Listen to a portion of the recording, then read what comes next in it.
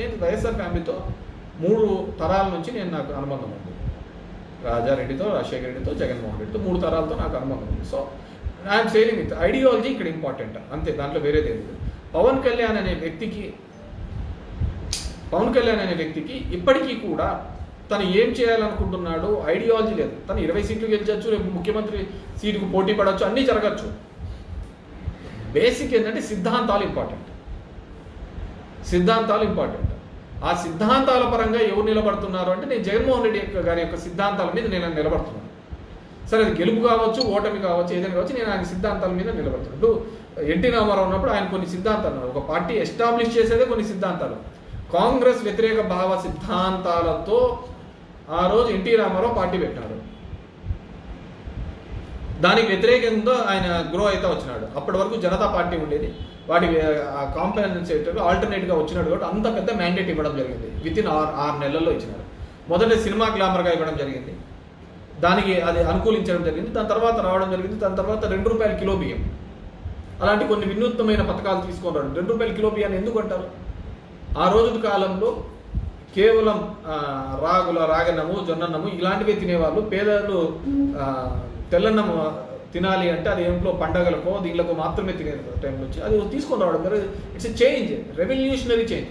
సరే, ఈరోజు షుగర్లు వచ్చి అదర్ రోగాలు వచ్చేసి డబ్బున్నోడు ఇవి తింటున్నాడు, డబ్బు లేనోడు డబ్బున్నోడే రాగి ముద్ద తింటున్నాడు. ఆ రోజు ఆపోజిట్గా ఉంటాయి. So it's a revolutionary change. Aarogyasri అనేది ఇట్స్ ఎ రెవల్యూషనరీ చేంజ్. ₹1 జోబిలో డబ్బు లేకపోయినా వాడు కింద పడతానే ఒక ఆధార్ కార్డో ఇంకో కార్డో తీసుకొని పోయి హాస్పిటల్లో ఫ్రీగా చేయించుకుంటున్నాడు. ఏదైనా కానీ గుండెకి బాగాలేదనుకుంటే ఇమీడియట్గా పోయి చేయించుకోండి. It's revolutionary. ఒక నమ్మకం, ఒక భరోసా ఇవ్వడం ఆ ప్రభుత్వం యొక్క బాధ్యత.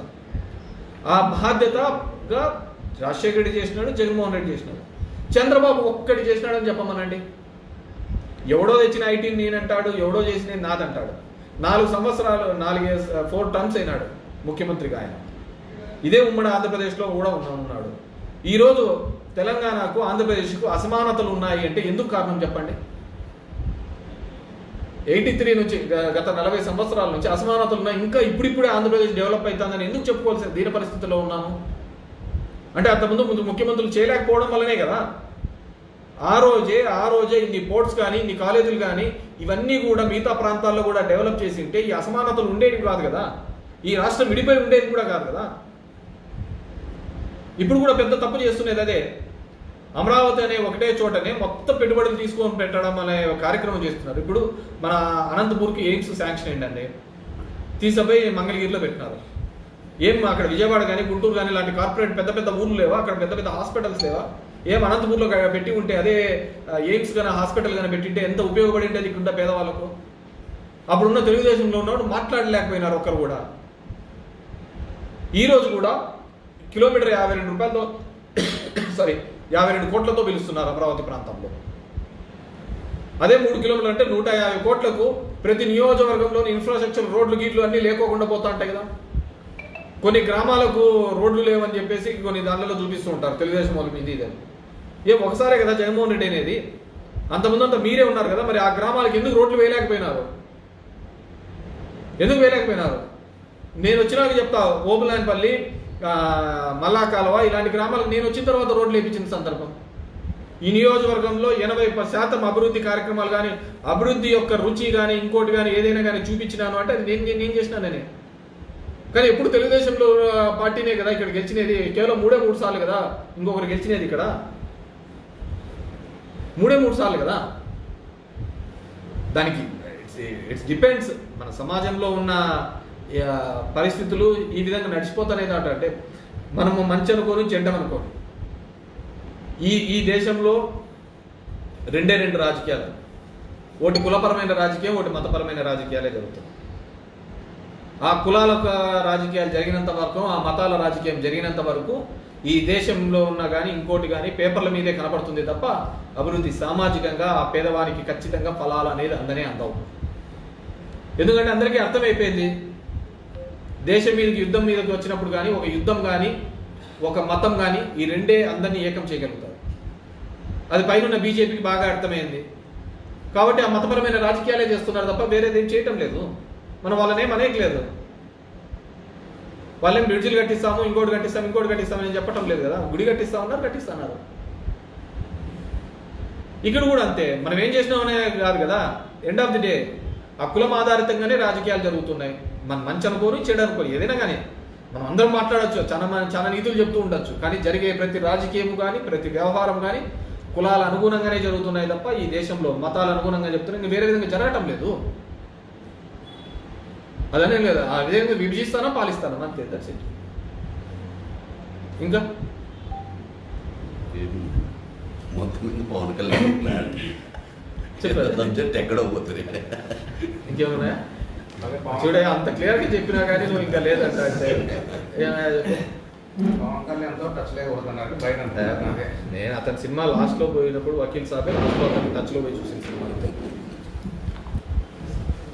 ఇంకేమన్నా నేను అంత నీట్గా చెప్తున్నాను. నేను ఐఎమ్ విత్ జగన్మోహన్ రెడ్డి, ఆయన భావజాలంతో పోతున్నా. ఇంకా పవన్ కళ్యాణ్కి ఒక భావజాలం అంటూ ఏంది లేదు కదా.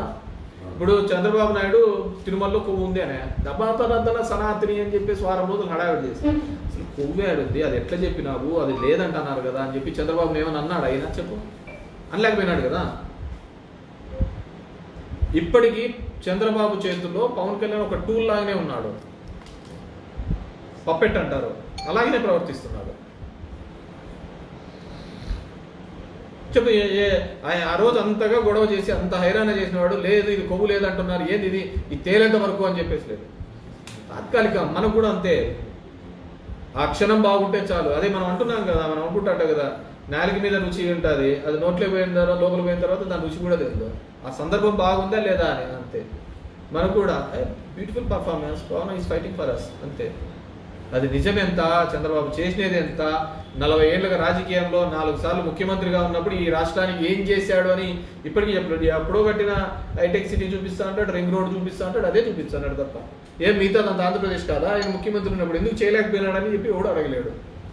ఆయన వచ్చేనే బాగుంటుంది, బాబు రావాలి అనే చెప్తారు, అనే చెప్తున్నారు. చెప్పే కదా ఇంతకుముందు, ఆ చదువు చెప్పిన ఆ తల్లిదండ్రులకు లేకపోయింది, లేకుంటే ఆ బాగుపడిన వాళ్ళకు లేకపోయింది. ఓన్లీ లిక్కర్ బ్యాచ్ బాగా సక్సెస్ అయినారు. పవర్ ఆఫ్ లిక్కర్ అంతే.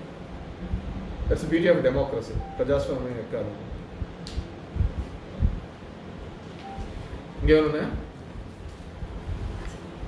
వైసీపీ పార్టీలో కీలక సభ్యుడిగా ఉన్న విజయసాయి రెడ్డి ఇట్లాంటి వాళ్ళ పెద్దలు కూడా రాజకీయాలకు దూరంగా ఉంటున్నారు. అది ఇలాంటి సమయంలో దానికి ఏముంటుందండి, ఎవరి ఇష్టాలు వాళ్ళకు ఉంటా అంటే దానిలకు ఇదేం చెప్పడం లేదు. ఇప్పుడు నేను సింపుల్ థింగ్ చెప్తాను. ఈ సిస్టంలోకి వచ్చిన రాకముందు సాయి రెడ్డి అనే వ్యక్తి జగన్మోహన్ రెడ్డికి సంబంధించి లేకుంటే వాళ్ళ కుటుంబానికి సంబంధించి ఒక ఆడిటర్. ఆయన జగన్మోహన్ రెడ్డితో పాటు కేసులో ఇరికిచ్చిన తర్వాత పోయినాడు. సరే నేను పోయినాను కాబట్టి నేను జగన్మోహన్ రెడ్డితో సెయిల్ కావాలనుకున్నాడు, వచ్చినాడు, అయిపోయింది. గవర్నమెంట్లోకి వచ్చినాడు, పోయినాడు, రాజ్యసభ 2 సార్లు తీసుకున్నాడు. ఇప్పుడు నేను చాలా చోట్ల చెప్పాను, తన మీద కానీ దానిలో కుటుంబం సభ్యుల మీద కానీ కొన్ని ఆరోపణలు వచ్చినాయి. మేబీ ఈ పాలిటిక్స్లో నేను తట్టుకోలేనేమో అనుకున్నాడేమో. సో అతను సైలెంట్గా క్విట్ అయిపోయినాడు.